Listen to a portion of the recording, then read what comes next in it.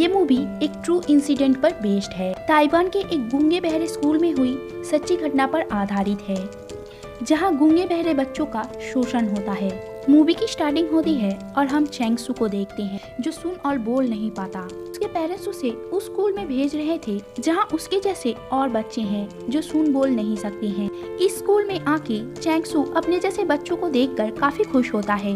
वहां पहुंचकर उसकी मुलाकात मिस्टर वांग से होती है।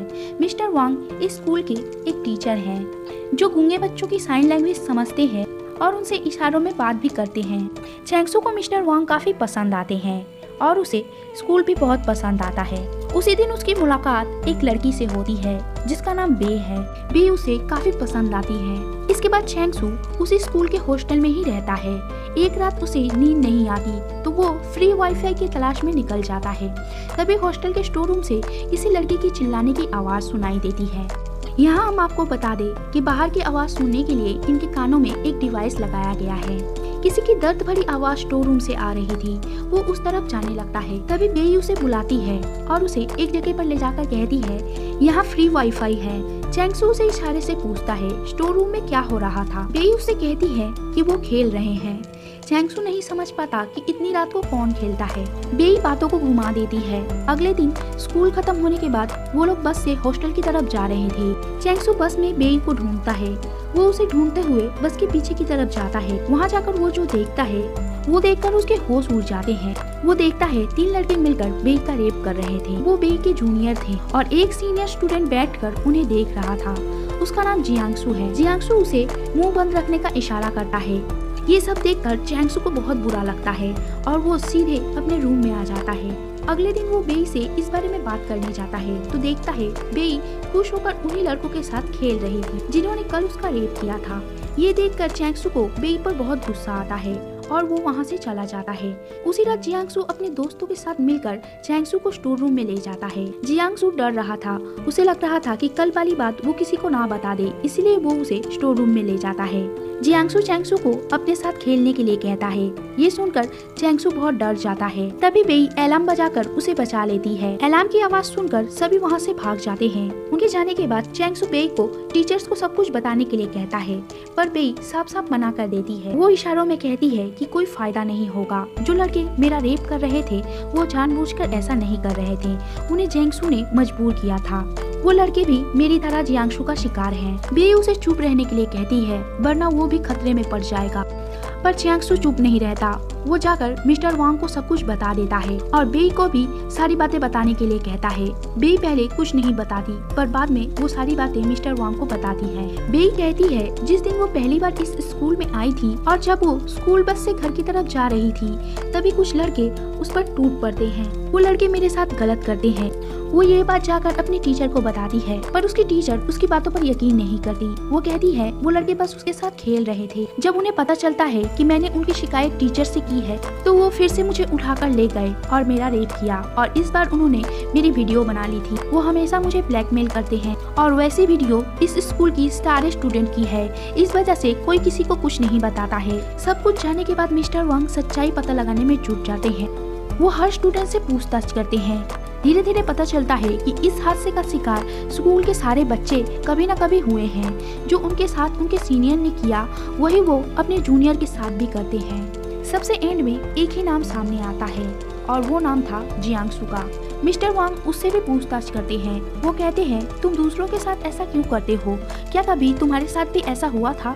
वो कहता है मेरे साथ ऐसा करने की किसी की हिम्मत नहीं है। ये कहकर वो एक अजीब सा स्माइल करता है। ये सब जानने के बाद जियांग सू को बेई और चैंग सू पर बहुत गुस्सा आता है। वो चैंग सू को बहुत मारता है और बेई का रेप वाला वीडियो इंटरनेट पर डाल देता है और जल्द ही वीडियो वायरल हो जाती है।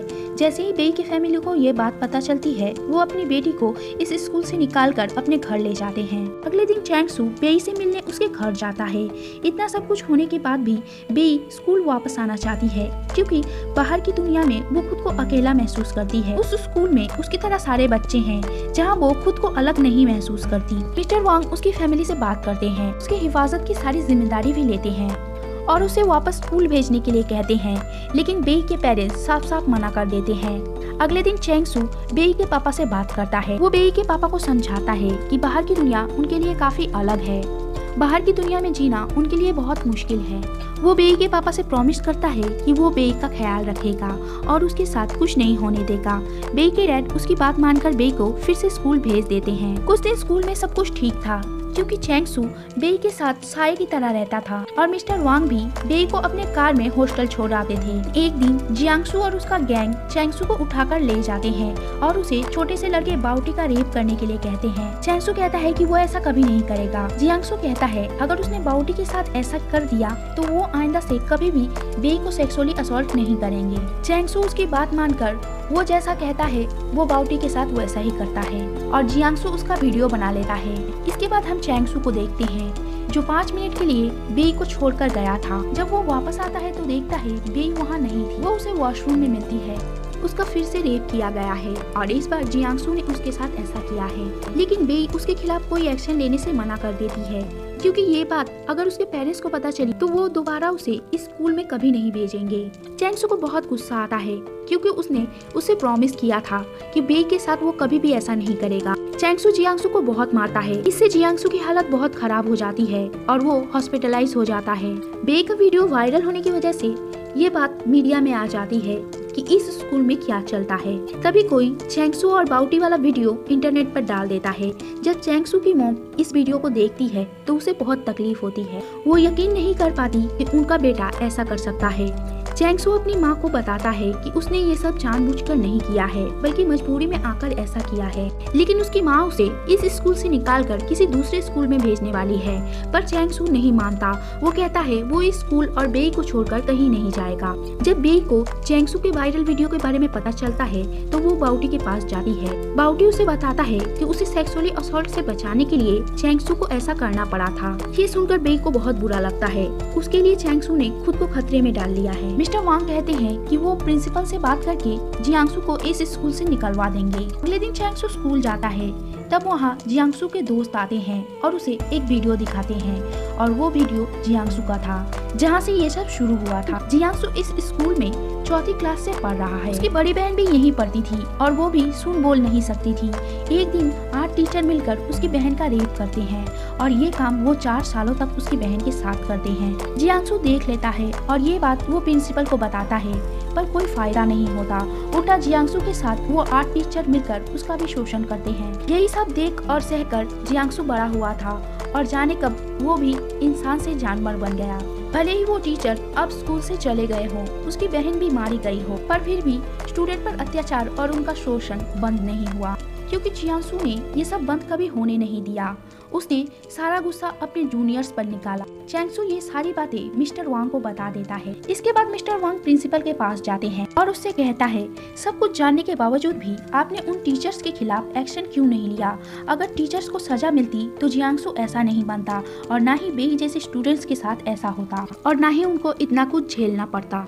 प्रिंसिपल सब कुछ जानते हुए इसलिए चुप थी क्योंकि उन 8 टीचर से उसे मोटी रकम मिली थी।